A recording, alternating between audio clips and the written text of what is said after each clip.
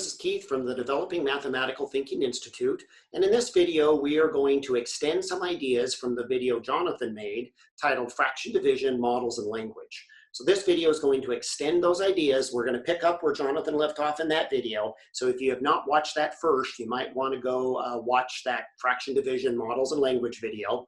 We're going to pick up where he ended and really look at why invert and multiply works. So a lot of us have learned that algorithm throughout the years. We may have even heard the saying, no reason to wonder why, just invert and multiply.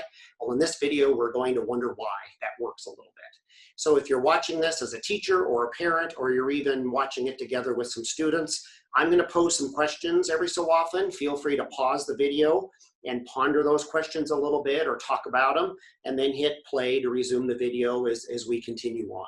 So again, we're going to pick up right where Jonathan left off in that video. He was using the context. I have run blank miles so far, and we have 3 different tasks that we're going to fill in that blank. I am running blank mile intervals. Again, we have different numbers that we're going to use to fill in those blanks. And the question is going to be, how many intervals have I completed? So the first problem Jonathan did in that video is that we have run 3 miles and we are running 1/2 mile intervals. And this model was completed at that point in time to talk about why the answer is 6. I want to look at that invert and multiply algorithm a little bit. So a lot of us may have learned that if we have 3 divided by 1/2, it's the same as 3 multiplied by 2, or I'm going to write 2 over 1 for now, since it really would be taking that fraction 1/2 and taking its reciprocal and inverting it. So I'm going to go ahead and leave that 1 in the denominator for now. So I want you to look in the model of where those numbers are showing up. And especially if kids aren't seeing it right away, or because this is a pretty tough idea, I like to draw people's attention to the ones. So a lot of these ideas actually tie to unit rate ideas. So let's look in our model at 1 mile, right there, and at 1 interval, right there.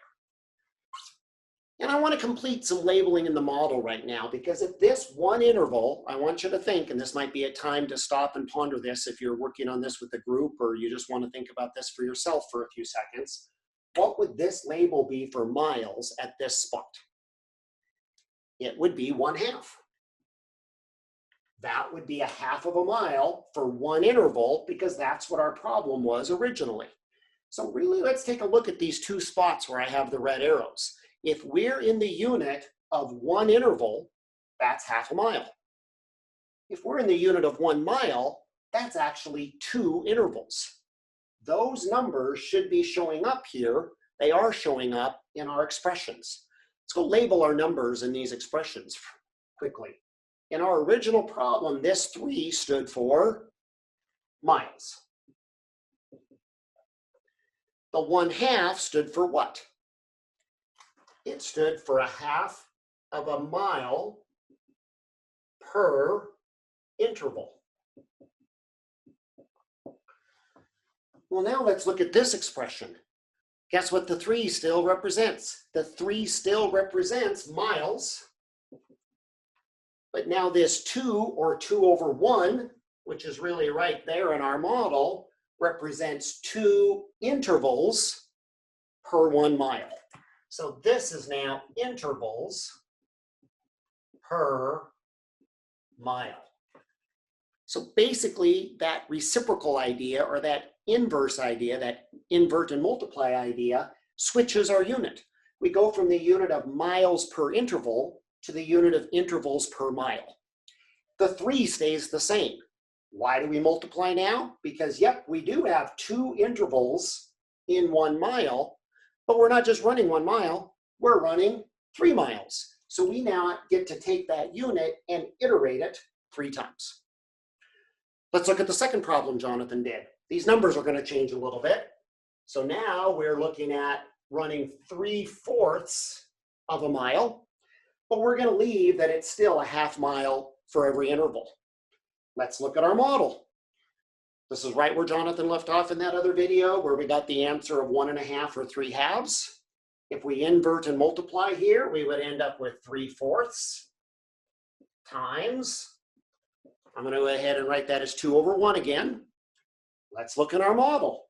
if we're in the unit of one interval, because all of these across the bottom of our models are intervals, if we're at the unit of one interval, there's our 2/4 or the equivalent 1/2 mile per interval. That's what this problem had. This was 3/4 of a mile, and this 1/2 stood for 1/2 of a mile per interval.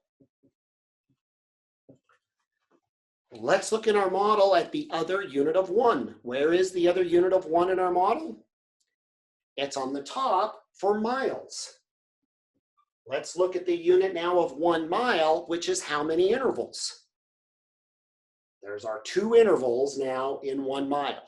So in this expression, the 3/4 still represents miles, but now this 2 or 2/1, it's the inverse. We invert this unit, it becomes 2 intervals per mile.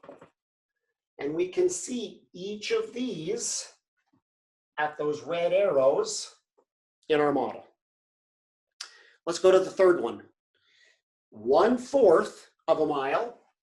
So we have just been out there sprinting 1/4 of a mile so far, but we're still running those half-mile intervals. How many intervals have I completed? Take a moment and see if you can see in this model, where are those units of one going to be, and what are their corresponding pieces on the other side of the model. All right, if you're back with us, let's take a look. Here's a unit of one, which is one interval, which is up here at half a mile, which is what we had in this expression. We were running 1/4 of a mile, and the half stood for half of a mile per interval. This would be a good time to ask kids if they're noticing any patterns, because across the top, that 1/2 is always stood for 1/2 of a mile per interval. We just keep changing the miles that we've run in our problem. Let's look at the other unit of one. At that unit of 1 mile, how many intervals is that? There's our 2. So when we learn to invert and multiply to solve this problem and change it into 1/4 times 2/1, our 1/4 still stands for miles, but now this 2/1 is our 2 intervals for every mile. 2 intervals per mile. So again, across the bottom, because of that different unit that we're looking at, we get intervals per mile for that reciprocal situation.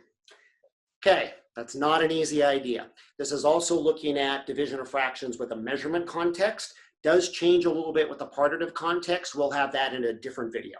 So thank you so much for joining us today. Hope that helps a little bit with wondering why invert and multiply works. Thanks so much.